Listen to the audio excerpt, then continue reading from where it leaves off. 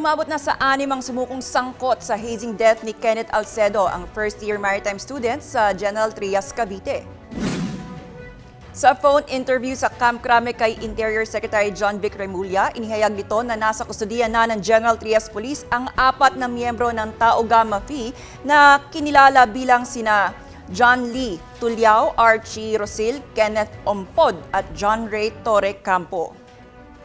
2 sa 4 dito ay napag-alamang sila mismo ang nagdala kay Kenneth sa ospital. Sa kanilang pagsuko sa mga otoridad, kasama nila ang kanilang abogado at ang Tau Gamma Phi National Council representatives.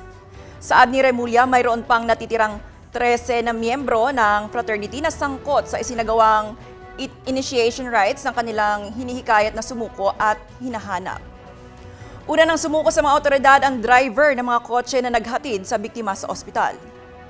Matatandaan na binigyan ng 3 araw ni Remulla mga sangkot sa insidente na sumuko hanggang bukas.